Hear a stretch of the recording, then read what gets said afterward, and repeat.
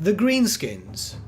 Many believe this is a common name to refer to orcs and goblins solely, but in truth, this refers to a number of races.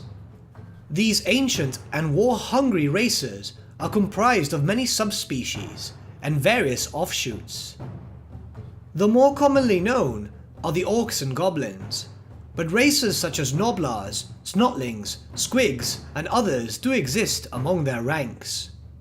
Contrary to popular belief, the Greenskins are not native to the Warhammer world. Indeed, they arrived at an unspecified point in history, long before many other races had been shaped by the Old Ones. It is more than possible that even the Greenskins themselves do not know where they are from or how they came to be. Some believe that they were mistakenly introduced by the Old Ones upon their arrival, where the spore-based lifeforms may have contaminated the flying ships used by the Old Ones. Some others believe that the Old Ones purposely introduced the race to the world in an effort to speed up their process of destroying the many dangerous native races of the still unshaped world.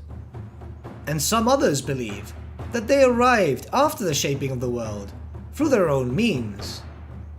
Of course, there are many who believe that the Greenskins have always been on this world, and in truth, who could blame them?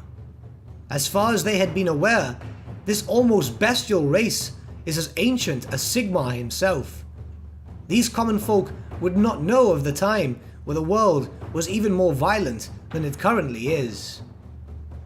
In early history, most, if not all of the primitive Greenskins dwelt within the lands to the east.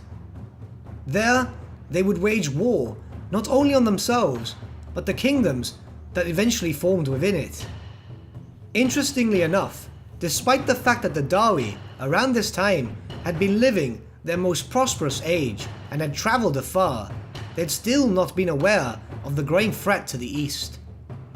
There are little to no records of the Greenskins prior to their meeting with the Dawi. Many of the ancient kingdoms to the east simply kept any information, such as weapons and trinkets salvaged from battle with the Green Menace, to themselves.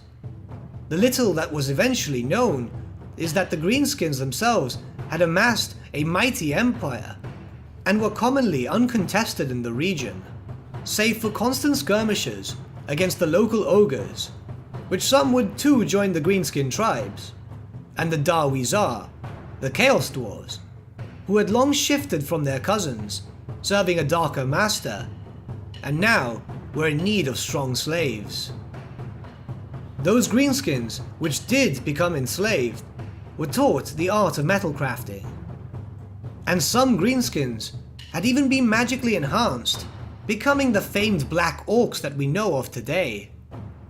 Unsurprisingly, the orcs that were enslaved by the Darwizar didn't take too kindly to being slaves to the stunted race.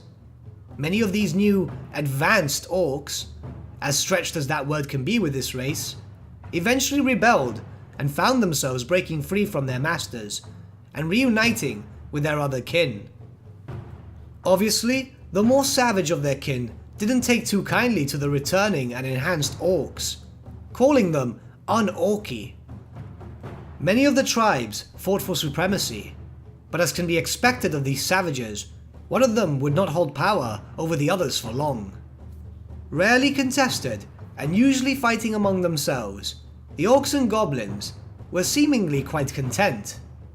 Not that it takes much to make a greenskin content with his surroundings. All that was needed was a good fight. The local ogres, Darwizar, beastmen, and fellow greenskin tribes provided them with a decent amount of that. The lands were nothing short of a paradise to them, and would the coming events not have happened, then it is more than possible that the populace of the Old World and that of the New World would not have had contact with the Greenskins until many, many years later. Unfortunately for the Greenskins, and to a greater extent, the denizens of the world as a whole, the Skaven had been working their foul magics and engineering to create a vast tunnel network more impressive than the underway of the Dawi. But as usual, Skaven machinery is not the most reliable, and the great tunneling machine failed. An explosion, powered by vast quantities of warpstone, sent shockwaves across the world. The blast itself was felt throughout the furthest reaches. Tremors rocked mountains. Tidal waves were formed in dormant seas. And many volcanoes across the world, which had long been sleeping, had reawoken. As the many volcanoes erupted, mostly in the lands to the east, which laid waste to the already dwindling supplies there, the Greenskins were aware that the molten lava would potentially be the end of their race, and they looked for safety. Seeing the east engulfed in flames, the Greenskins were faced with no other option than to migrate to the lands that looked safe, to the west. They crossed many treacherous mountain paths and headed to a new world for them. A world with new things to fight. For at this point, many primitive human tribes were growing in power.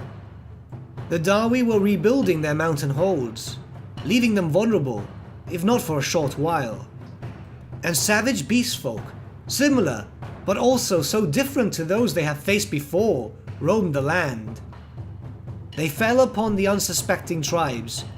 The humans were no match for the powerful Greenskins and their more advanced weaponry at the time. Many were forced to flee further west into the lands that would eventually be known as the Empire in hopes of losing their attackers. Some of the Greenskin tribes gave chase to the humans, but most of the others discovered a new enemy.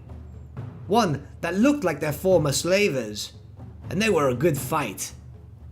The Dawi were still repairing their mountain holds, since the cataclysmic shock shook the world. Many of the passageways of the Under Empire were left undefended and badly damaged, mostly within the northern World's Edge Mountains. The Greenskins had taken notice of the weakness of the Dwarfs, and the shelter their mountain holds would provide them while they regrouped. From above and below, the Greenskin hordes advanced into the holds of the now weakened Dawi, whose walls and gates were shattered from the blast before. This period was known as the Goblin Wars, as goblins were the quicker of the Greenskin race, and thus much more of them escaped to safety from the fires of the volcanoes than their larger kin. With overwhelming numbers, they rushed into the Karax. The Dawi were mostly caught unawares. Many of them chose to fight and try repel the invaders, but it was no use. One by one the holds fell.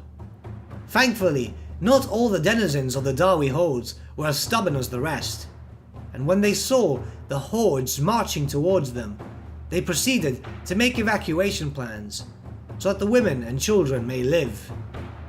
The Greenskins were beginning to control both the lands above and the lands below, as they swept across the mountains like a plague. It was around this time where they would also encounter a much hated foe, the Skaven. For it was only natural that the Skaven would take advantage of the chaos within the hidden realm in an attempt to seize it. The Skaven themselves would attack the Dawi holds from far below, while the orcs and goblins would charge from above. Unknowingly, the Greenskins were working together with the Skaven, but should they come across them, they would simply swat away the pesky ratmen. During the course of many years, the Greenskins ravaged the lands of the Dawi, with many holds being destroyed, and some outright now under control of the orcs and goblins. Around this time, famous holds fell, such as Karakate Peaks, which has been in a state of war ever since, with the Dawi, Skaven, and Greenskins fighting for control. Karak Draz itself has fallen, now forever known as the infamous Black Crag. The war had spanned for nearly 1,000 years, and for 1,000 years the losses had been great on both sides. But the Greenskins, despite taking as many losses, would still outnumber the Dawi, for they reproduced via spores, and they reproduced quickly. Despite having the advantage of numbers, the war was coming to an end, for the Greenskins in their arrogance had spread themselves far too thinly. They saw the Dawi numbers dwindling, and eventually there would be no one left to fight. They poured out into the lands known as the Old World and began to attack the local human tribes. Unfortunately for them, they had not counted on the resilience of the humans, especially those under great leadership. The Umberogan humans, later known as Reichlanders, under the leadership of Sigmar Heldenhammer, were fierce warriors and were not willing to give up their lands to these invaders. Both the Dawi and the humans would eventually see a potential alliance, as they had noticed that they both had the same enemy, with eventually the war coming to an end thanks to the combined efforts of both races. The Greenskins had been shattered and were forced to retreat into the southern Badlands in order to regain their strength. It should be stated here that the alliance between dwarf and men could in fact be thanks to the Greenskin invasion, with them having paved the way for one of the strongest alliances the Warhammer world had ever seen. The Greenskin population was culled to an incredible level. Many tribes broke off from each other as they made their retreat. Some holds were too infested, and thus still belong to them to this day, despite the best efforts of the newly formed alliance of Dawi and men. But they should never forget this foe, for one day they will return in even greater numbers, and once again try to take control of the world above and below. The Greenskins themselves don't care too much about their history, only for the present and who will give them a good fight. But with that, we've spoken about the early history of the orcs and goblins, and there will be future videos detailing each of the subspecies in depth. But until then, thank you so much for watching. If you did enjoy the video, might I suggest giving the video a like, or even subscribing to the channel, as it really does help us out. Once again, thank you so much for watching, and I shall see you all again, my friends, very, very soon. Have a good day.